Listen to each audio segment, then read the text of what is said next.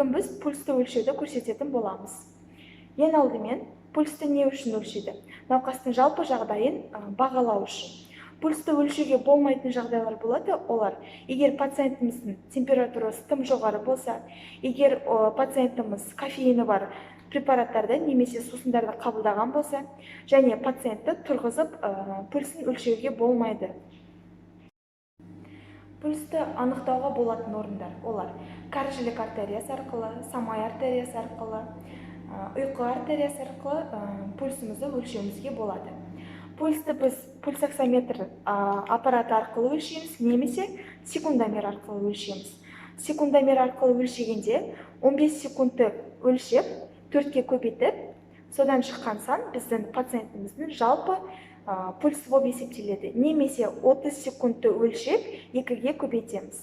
Болмаса 1 минутта қанша пульс соғады, соған байланысты пациентіміздің жалпы жағдайын және пульсін білетін боламыз. Іс-әрекет алгоритмі. Пульсті қалай өлшейміз? Ең алдымен пациентіміз келген кезде амандасып, жалпы жағдайын сұраймыз. Сәлеметсіз бе? Қалыңыз қалай? Сәлеметсіз бе? Жақсы.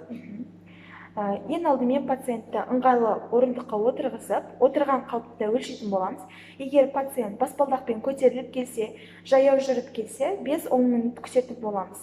Себебі бұндай кезде пациентіміздің пульсы жоғары болады. Енді пациентіміздің қолын алып, білезік артериясына сол қолымыздың 1-ші, 2-ші, 3-ші саусағын қою арқылы пульсын өлшейтін боламыз. Ең алдымен екі қолдың пульсын, жиілігін бірдей екеніне көз жеткізіп аламыз.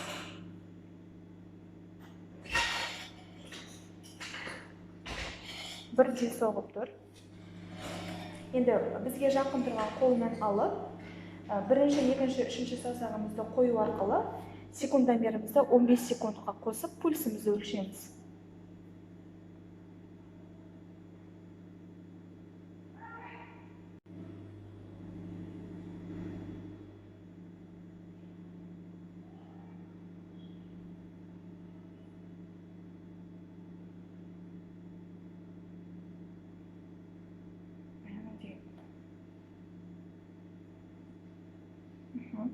Пульсімізді өлшеп алдық, яғни 15 секундта 21 рет соқты, 21-ді 4-ке көбейтіп, жалпы науқасымыздың пульсын білетін боламыз.